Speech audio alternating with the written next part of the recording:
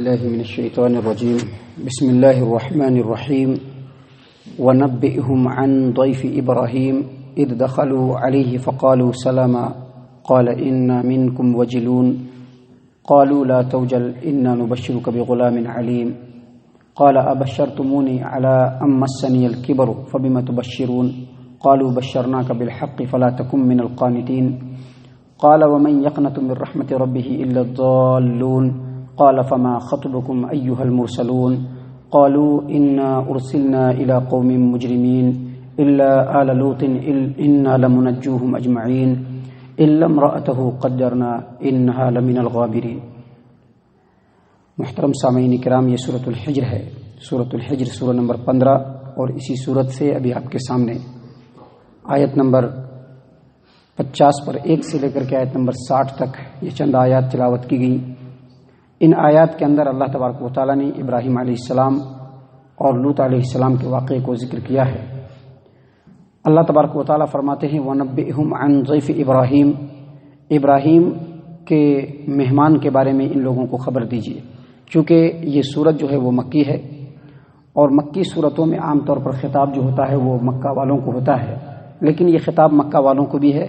مکہ والوں کے علاوہ تمام انسانوں کو بھی ہے. اللہ تبارک و تعالیٰ فرما رہے ہیں کہ اے محمد عربی صلی اللہ علیہ وسلم، آپ لوگوں کو ابراہیم علیہ السلام کے مہمان کی خبر دیجیے. معزز سامعین کرام، یہ چند مہمان تھے جو دراصل لوط علیہ السلام کی قوم کو نیست و نابود کرنے کے لیے آئے تھے ان کی نافرمانیوں کی وجہ سے. اور اسی سفر میں ان لوگوں نے، اسی مہم پہ ان لوگوں نے لوط علیہ السلام اور ان کے خاندان والوں کو بھی بچایا، اور ساتھ ہی ساتھ ابراہیم علیہ السلام کو اللہ تبارک و تعالیٰ کے حکم سے اسحاق جیسے صاحب علم بیٹے سے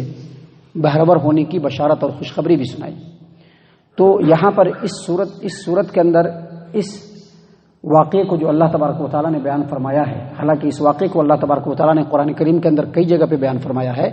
خاص طور سے سورہ ہود آیت نمبر 69 سے لے کر کے آیت نمبر 74 تک، اور اسی طرح سے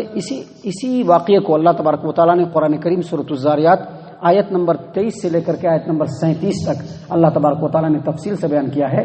لیکن یہاں پر بیان کرنے کا مقصد، جیسا کہ آپ نے دیکھا پچھلی آیات کے اندر اللہ تبارک و تعالیٰ نے جہاں نفس کی پیروی کرنے والے لوگوں کے بارے میں بتلایا کہ ان کا انجام کیا ہوگا، شیطان کی پیروی کرنے والے لوگوں کے بارے میں بتلایا کہ ان کا انجام کیا ہوگا، وہیں پر اللہ تبارک و تعالیٰ نے متقی اور پرہیزگار لوگوں کے انجام کو بتلایا کہ وہ جنت کے نعمتوں سے بہرور ہوں گے. اور ساتھ ہی ساتھ اللہ تبارک و تعالیٰ نے یہ بھی کہا کہ ہمارے بندوں کو بتلا دیجئے کہ اللہ تبارک و تعالیٰ غفور الرحیم بھی ہے، اور یہ بھی بتلا دیجئے کہ میرا عذاب جو ہے وہ بڑا ہی دردناک عذاب ہے. تو ان تمام باتوں کے پس منظر میں یہ جو واقعہ بیان کیا گیا ہے، اس کا مطلب اور مقصد یہ ہے کہ اللہ تبارک و تعالیٰ مثالوں سے سمجھانا چاہتا ہے کہ دیکھیے ابراہیم علیہ السلام اور ان کے اہل و عیال، اور لوط علیہ السلام اور ان کی پیروی کرنے والے، ان لوگوں نے اللہ تبارک و تعالیٰ کے حکموں کی فرما برداری کی، تو اللہ تبارک و تعالیٰ نے نہ صرف ان کو بچایا، ان کو نجات دیا، بلکہ قیامت تک کے لیے ان کی سرخروئی ہو گئی، اور قیامت کے میدان میں بھی ان کی سرخروئی ہوگی. ان کے مقابلے میں جو ان کے مخالفین تھے، اللہ تبارک و تعالیٰ نے ان کو ایسا نیست و نابود کیا کہ قیامت تک ان کا برا ذکر ہوتا رہے گا، اور جب قیامت قائم ہوگی تو اس وقت ان کے حالات بھی بہت خراب ہوں گے. اللہ تبارک و تعالیٰ اسی پس منظر میں اس واقعے کو بیان کرتے ہوئے کہتے ہیں وَنَبِّئْهُمْ عَنْ ضَيْفِ إِبْرَاهِيمَ، لوگوں کے سامنے آپ ابراہیم کے مہمان کے بارے میں بتلائیے. اور جیسا کہ بتلایا کہ یہ وہ چند فرشتے تھے جو انسانی شکل میں ابراہیم علیہ السلام کے پاس آئے تھے. ان کا مقصد یہ تھا کہ ابراہیم علیہ السلام کو لڑکے کی بشارت دیں، اسحاق علیہ السلام کی بشارت دیں، اور پھر یہاں سے چل کر کے لوط علیہ السلام کے قوم کے اندر جو برائی ہے، جو بغاوت ہے، اس کے بدلے میں ان کی قوم کو نیست و نابود کرے. اللہ فرماتے ہیں کہ اذ دخلوا علیہ فقالوا سلاما، جب یہ لوگ ابراہیم علیہ السلام کے پاس داخل ہوئے، فقالوا تو ان لوگوں نے کہا السلام علیکم، یعنی ابراہیم علیہ السلام کو سلام کیا. تو ابراہیم علیہ السلام نے ان کے سلام کا جواب دیا. یہاں پر اللہ تبارک و تعالیٰ نے بتلایا ہے کہ قال انا منکم وجلون، جب فرشتوں کو انسانی شکل میں دیکھا اور کئی انسان تھے تو ان کے دل میں خوف محسوس ہونے لگا. اور قرآن کریم میں سورۃ الزاریات میں اللہ تبارک و تعالیٰ نے کہا کہ جب ان لوگوں نے ان نئے نوجوانوں کو دیکھا، ابراہیم علیہ السلام نے ان نئے نوجوانوں کو دیکھا تو ان کو اجنبیت کا احساس ہوا، لیکن چونکہ انسان تھے اور مہمان بن کر کے آئے تھے تو ابراہیم علیہ السلام کی مہمان نوازی بہت مشہور ہے. بلکہ بعض مفسرین نے یہ کہا ہے کہ مہمان نوازی کی شروعات ہی ابراہیم علیہ السلام سے ہوئی. تو ابراہیم علیہ السلام نے جو دیکھا کہ چند اجنبی نوجوان ہمارے گھر پہ آئے ہیں اور سلام کر کے بیٹھے ہیں، تو فوراً چپ چاپ سے کھسک کر کے اپنے گھر میں گئے اور جا کر کے ایک بھنا ہوا بکرے کا بچہ کا گوشت بھنا ہوا بکرا اٹھا کر کے لے آئے اور ان کے سامنے پیش کیا. چونکہ یہ فرشتے تھے، ان کو کھانے کی حاجت نہیں تھی تو ہاتھ بڑھا نہیں رہے تھے، تو تھالی کو کھسکا کر کے دیا کہ کھائیے، کیوں چپ چاپ بیٹھے ہوئے ہیں. جب ان لوگوں نے نہیں کھایا تو ابراہیم علیہ السلام کے دل میں خوف محسوس ہوا. یہ بات یہاں پہ بیان نہیں کیا گیا ہے، تھوڑا تفصیل سے دوسری جگہوں پر ہے، جیسے سورہ ہود میں اور سورہ زاریات کے اندر ہے کہ جب تھالی کو کھسکایا اور اس کے بعد بھی نہیں کھایا تو ابراہیم علیہ السلام کے دل میں لگا کہ لگتا ہے کہ دال میں کچھ کالا ہے، کوئی بات ضرور ہے. تو ابراہیم علیہ السلام نے کہا کہ کیوں ایسا کیوں کر رہے ہیں آپ لوگ، اور دل میں جب خوف محسوس ہوا تو فرشتوں نے کہا کہ آپ ڈریے مت، ہم اللہ کے فرشتے ہیں اور ہم یہاں پر دو مقصد سے آئے ہیں. اور پہلا مقصد جو انہوں نے بیان کیا یہاں پر، اللہ تبارک و تعالیٰ فرماتے ہی اذ دخلوا علیہ فقالوا سلاما، جب فرشتے ابراہیم علیہ السلام کے پاس آئے اور کہا کہ آپ کے اوپر سلامتی ہو، تو ان لوگوں نے تو ابراہیم علیہ السلام نے کہا انا منکم وجلون، ہم کو ڈر لگ رہا ہے تم سے. تو اللہ تبارک و تعالیٰ نے کہا کہ فرشتوں نے کہا لا توجل، آپ ڈریے مت. فرشتوں نے کہا لا توجل، آپ ڈریے مت. انا نبشرک بغلام علیم، ہم ایک صاحب علم اولاد کی بشارت دینے کے لیے آپ کے پاس آئے ہیں. یہاں پر آپ دیکھیں کہ ابراہیم علیہ السلام کو ڈائریکٹ کہہ رہے ہیں، جبکہ آپ سورہ ہود کے اندر دیکھیں گے تو یہ جو خوشخبری ہے ابراہیم علیہ السلام کی موجودگی میں ان کی بیوی سارہ کو دیا گیا. اللہ تبارک و تعالیٰ فرماتے ہیں سورہ ہود کے اندر وامرأته قائمة فضحكت فبشرناها باسحاق ومن وراء اسحاق یعقوب، یعنی جب ابراہیم علیہ السلام خوف کھانے لگے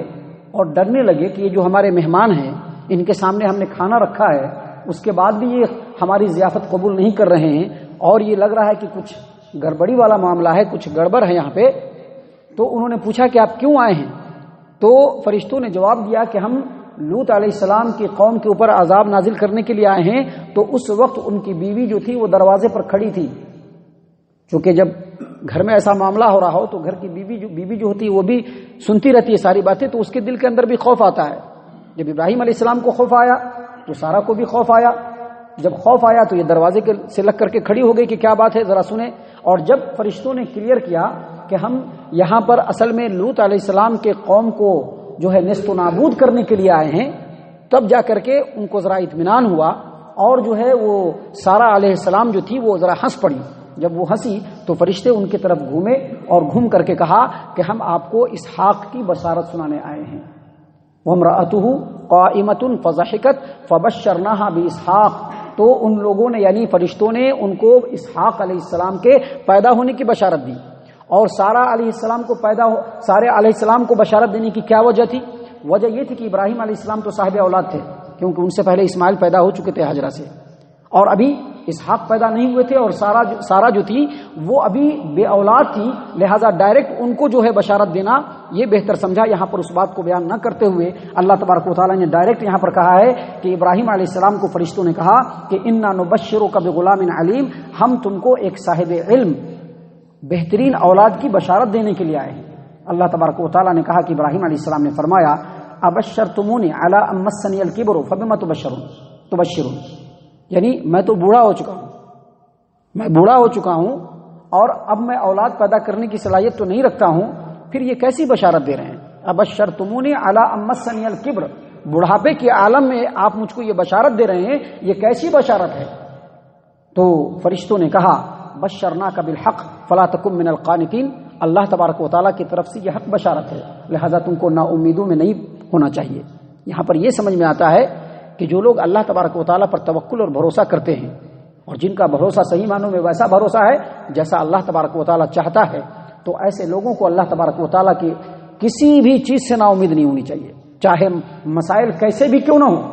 چاہے حالات کیسے بھی کیوں نہ ہو. اگر اللہ تبارک و تعالیٰ پر توکل ہوگا اور بھروسہ ہوگا تو اللہ تبارک و تعالیٰ ہر حال میں بندے کی نیا کو پار لگائے گا، اس کے معاملات کو درست کرے گا اور اس کو دنیا کے اندر عافیت والی زندگی دے گا. معزز سامعین کرام، ابراہیم علیہ السلام نے جب کہا کہ یہ کیسی بشارت ہے تو فرشتوں نے کہا کہ یہ حق کی بشارت ہے اور تم جو ہے نا امید لوگوں میں سے مت ہو، آپ امید کا دامن بالکل نہ چھوڑیے. یہاں پر میں بتلا دوں کہ ابراہیم علیہ السلام نے اس لیے نہیں کہا تھا کہ ان کو نا امیدی تھی، بلکہ اللہ تبارک و تعالیٰ کی طرف سے جو بشارت ملی. کیونکہ ابراہیم علیہ السلام کے بارے میں تو ہم ایسا سوچنے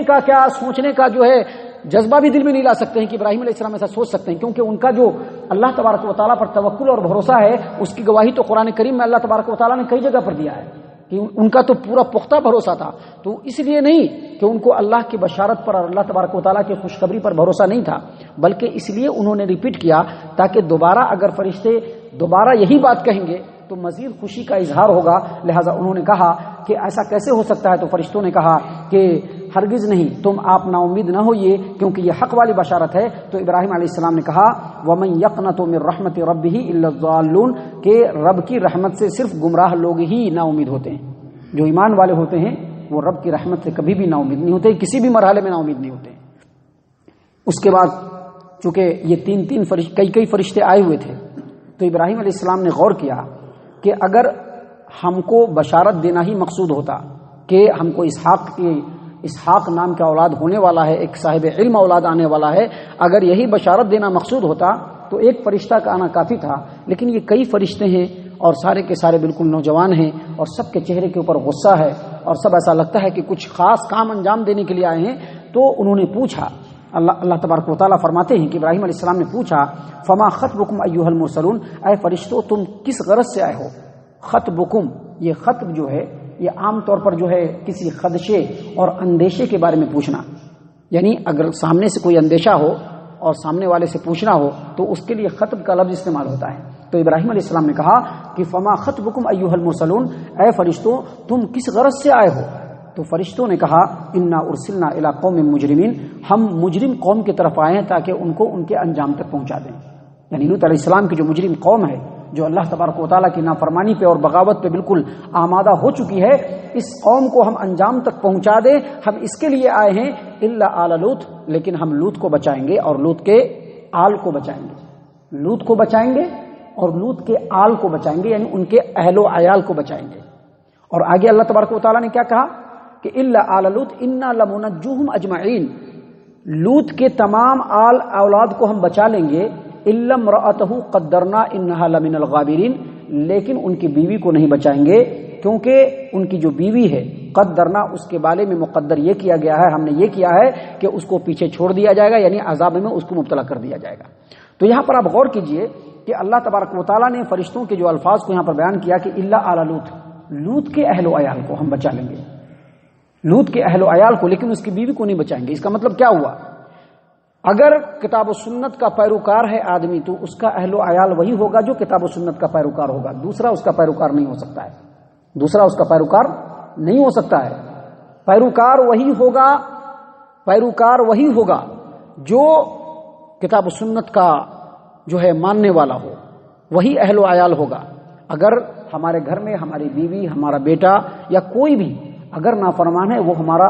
اہل و عیال نہیں ہو سکتا ہے، چاہے ہم اس کو اہل و عیال بنا کے کیوں نہ رکھ رہے ہوں، لیکن وہ ہمارا اہل و عیال نہیں ہو سکتا ہے. تو یہ واقعہ ہے، یہ واقعہ بھی اور بھی آگے اللہ تبارک و تعالیٰ نے بیان فرمایا ہے. آگے جو ہے لوط علیہ السلام کے یہاں فرشتوں کا پہنچنا اور وہاں کیسے انہوں نے اس کی قوم کو جو ہے ان کی قوم کو کیسے انجام تک پہنچایا، وہ تمام باتیں اللہ تبارک و تعالیٰ نے بیان فرمائی ہے. ہم اللہ تبارک و تعالیٰ سے دعا کرتے ہیں کہ اللہ تبارک و تعالیٰ ہم تمام کو ان باتوں کے اوپر غور فکر اور تدبر کرنے کی توفیق عنایت فرمائے. انشاءاللہ کل کے درس میں جو باقی واقعہ ہے وہ آپ کے سامنے بیان کیا جائے گا. اللہ تبارک و تعالیٰ ہم تمام کو صحابہ کرام کے اسوہ حسنہ کے اوپر چلنے کی توفیق عنایت فرمائے، ایمان والوں کی صف میں شامل فرمائے، جنت الفردوس میں جگہ عطا فرمائے. ہم تمام کو اللہ تبارک و تعالیٰ جہنم سے پناہ دے. اے اللہ ہم تمام کو جہنم سے پناہ دے. اے مالک الملک ہم تمام کو جہنم سے پناہ دے. آمین یا رب العالمین. وما علینا الا البلاغ المبین.